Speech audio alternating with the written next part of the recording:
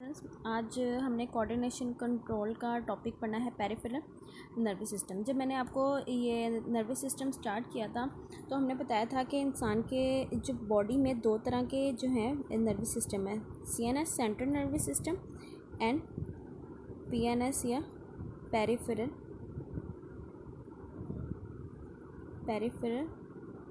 Nervous system. ठीक है, nervous system. Okay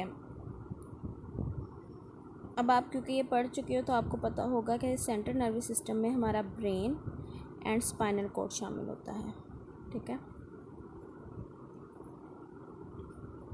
उसके बाद आते हैं कि पीएनएस के अंदर क्या क्या चीज़ें शामिल होती हैं। तो पीएनएस के अंदर सबसे पहले तो आता है नर्व्स और गैंग्लिया एंड गैंग्लिया क्या है? Cluster of neuron cell body outside CNS, यानी कि क्लस्टर ऑफ जो है वो न्यूरॉन्स की सेल बॉडी है। और नर्व्स जो है वो लीड करती है ब्रेन और स्पाइनल कॉर्ड से।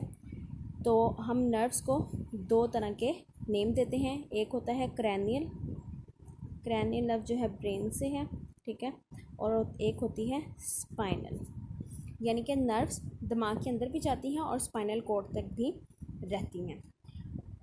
ओके, उसके बाद क्या है कि वो कहता है क्रैनियल की जो है वो 12 पेयर्स हैं इंसान की बॉडी के अंदर और स्पाइनल के हैं 31 पेयर्स।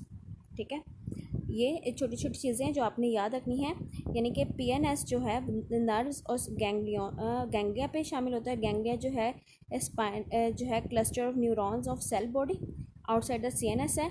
और नर्व क्या है? क्रैनियल और स्पाइनल पे मुश्तमिल होता है, स्पाइनल कॉर्ड पे सॉरी। और इस क्रैनियल के 12 पेयर हैं और इसके 31 पेयर हैं।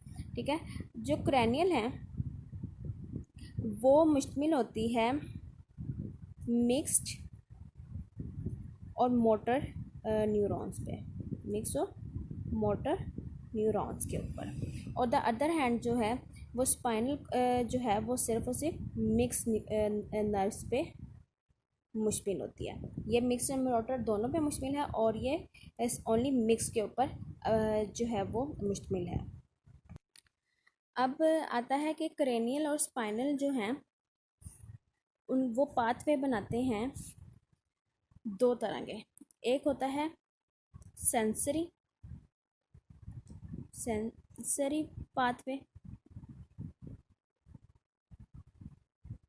जिसे हम कहते हैं यानी कि ये कंडक्ट करता है इम्पल्सिस को फ्रॉम रिसेप्टर टू सीएनएस। ठीक है, और मोटर पाथवे और एक होता है मोटर पाथवे। और ये सिंपल क्या है? ये होगा, ये इम्पल्स करेगा, कंडक्ट करेगा सीएनएस से जो है इफेक्टर के पास, यानी कि ये दो तरह के पाथवे हैं, रास्ते हैं।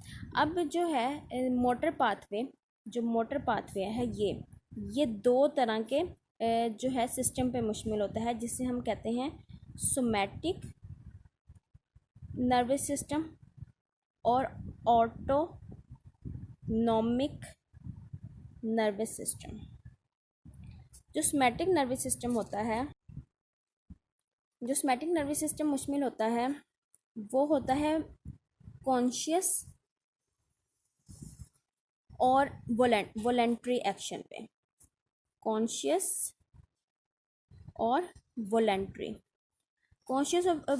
का मतलब होता है कि जो है होश के अंदर काम किया जाए। जैसे फॉर एग्जांपल मैं बोल रही हूँ, इसमें मेरे मसल्स वगैरह लग रहे हैं, तो ये मैं कॉन्शियस में कर रही हूँ, होश में कर रही हूँ। और ये वॉलेंट्री है, यानी कि मेरी मर्ज़ी से हो रहा है होश में, और वॉलेंट्री का मतलब होता है मर्ज़ी से। ठीक है, तो क्या है कि ये मोटर न्यूरॉन्स क्या करते हैं? वो कंडक्ट करते हैं इम्पल्स के वो सीएनएस से स्केलेटल मसल के पास ले जाएं। ठीक है, स्केलेटल मसल के पास। उसके बाद आता है हमारे पास ऑटोनॉमिक एनएस, और ये दो जो है नर्वस सिस्टम कंप्राइज करता है दो के ऊपर, जिसे हम कहते हैं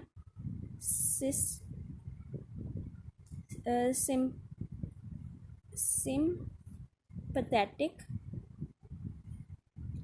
और पैरासिम्पथेटिक।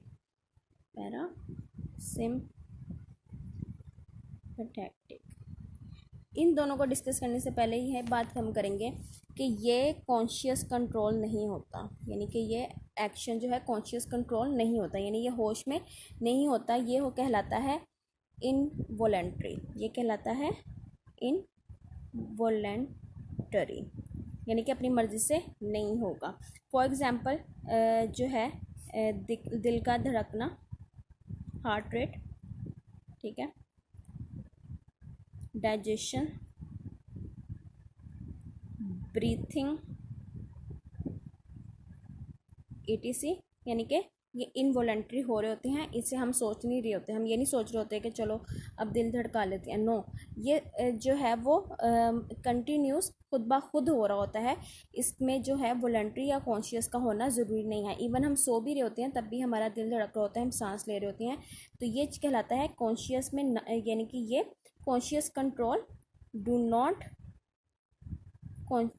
कॉन्शियस कंट्रोल, यानी कि इसे हम जो है कंट्रोल नहीं कर सकते। ठीक है, अब हम इसमें आते हैं सिंपथेटिक। लव सिंपथी से निकला है हम दर्द, यानी कि ऐसा सिस्टम जो कि हमारा सिस्टमेटिक है, यानी कि सिंपथेटिक है, यानी कि जो हमारे हक में हम दर्द होता है, और ये है पैरासिम्पथेटिक, यानी कि ये इसके ऑपोजिट है। सिंपथेटिक का मसला मतलब ये होता है कि हम एक कंडीशन कहते हैं जिसे हम कहते हैं फाइट और फ्लाइट, यानी कि ये कंडीशन कहलाती है इमरजेंसी कंडीशन। फॉर एग्ज़ाम्पल आपने किसी चोर से भागना है, तो आप क्या होगा कि आपकी कंडीशन है फाइट की, आपने क्योंकि भागना है। अब जब भागना है तो हमारा सिंपथेटिक ऑटोनॉमिक सिस्टम जो है वो ऑपरेट होगा। वो ऑपरेट कैसे करेगा कि वो सबसे पहले क्या करेगा कि हमारे दिल की धड़कन बढ़ा देगा, हमारी ब्रीथिंग रेट ज़्यादा कर देगा, ताकि हमें जो है वो हमारा ब्लड जो है वो तेज़ी से सर्कुलेट करे, और जो है ब्रीथिंग, ताकि ऑक्सीजन लेवल पूरा किया जा सके। और हमने टांगों से भागना है तो हमारी टांगों की तरफ जो है ब्लड प्रेशर का जो है वो ज़्यादा बढ़ा दिया जाता है,